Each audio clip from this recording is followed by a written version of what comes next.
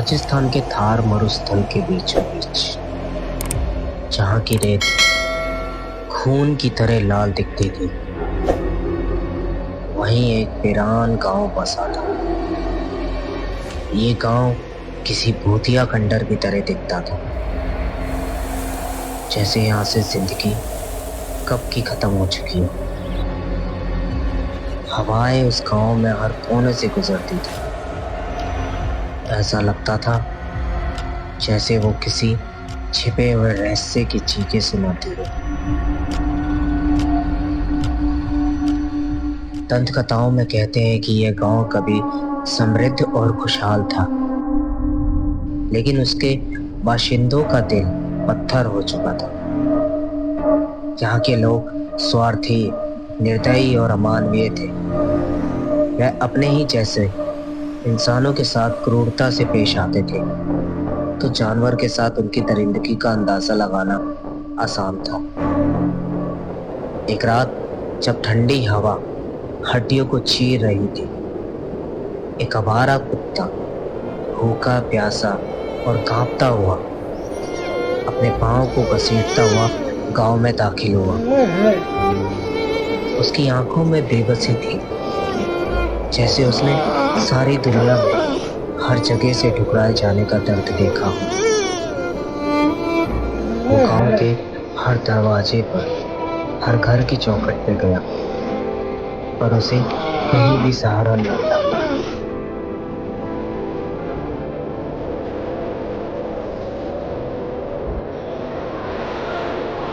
गांव वाले उस कुत्ते को देखकर बौखला गए। किसी ने उसे पत्थर मारा तो किसी ने उसे लकड़ी से पीटा। कुत्ता दर्द से चीखता चिल्लाता रहा। उसकी आवाजों में मानो दुनिया भर की दर्द भरी कहानियां छुपी हैं। कुत्ता बुरी तरह से घायल हो गया था। उसके शरीर से खून बह रहा था, लेकिन उसके बावजूद भी गांव वालों ने उस पर कोई रहम नहीं किया। उन्हें उस मासूम की हालत से कोई फर्क नहीं पड़ा। कुत्ता आखिरकार वहां से भाग निकला और अंधेरी रात में गायब हो गया। उस रात आसमान पर काले बादल छा गए, जैसे खुद प्रकृति इस क्रूरता पर मातम मना रही है। सुबह होते ही गांव में एक अजीब सी खामोशी छा गई। लोग अपने मवेशियों के पास पहुंचे तो उनकी आंखें खौफ से फैल गई।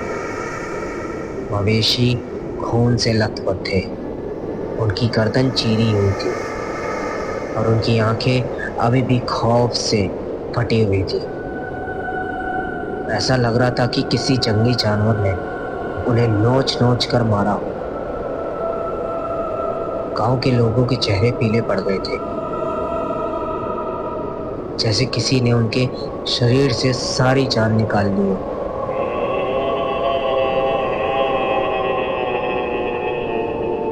उस रात का खौफ वहीं खत्म नहीं हुआ। रात होते ही गांव में फिर से हाहाकार मच गया। अब की बार इंसान इस खौफ का शिकार बने।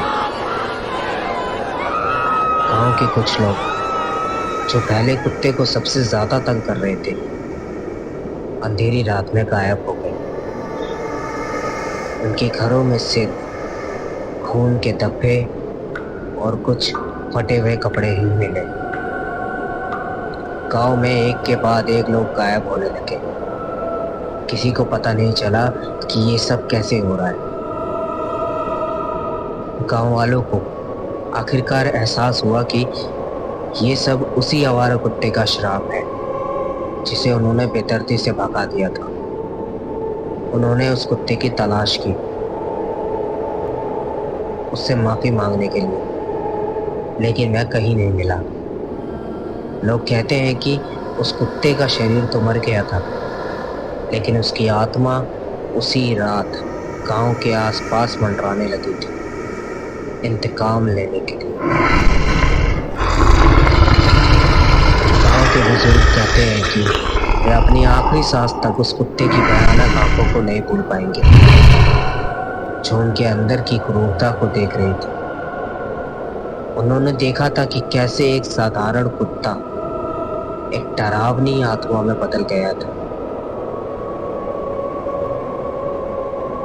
कहते हैं कि आज भी वह गांव वीरान पड़ा है। सिर्फ गरजती हवाएं और दूर से आती कुत्ते की भयानक गुर्राहट उस गांव के आसपास सुनाई देती है। लोग कहते हैं कि रात के समय अगर कोई उस गांव की ओर चला जाए तो उसे उसी कुत्ते की आत्मा दिखाई देती है, जो खून के आंसू रोता हुआ बदला लेने की ताक में रहता है।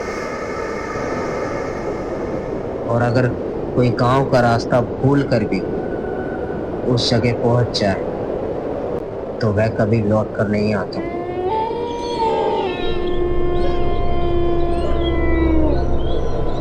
गांव वालों की दया की कमी और निर्दयता ने उन्हें इस श्राप की सजा दी।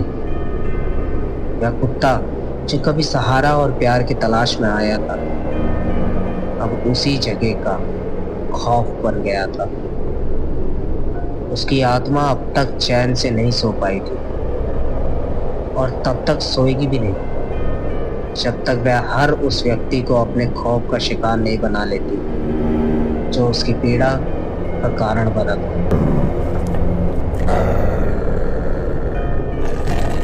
कहते हैं कि जो भी उस गांव के पास से गुजरता है उसे उस कुत्ते की भयानक चीखें सुनाई देती है, जो उसके जिंदा होने का सबूत देती है। वह आवाजें आज भी उस गांव की गलियों में पहुंचती है, जैसे हवा के साथ मिलकर उन निर्दयी गांव वालों की कहानी बयां कर रही है, जिन्होंने अपनी निर्दयता के कारण अपने गांव को एक खौफनाक श्राप का शिकार बना दिया।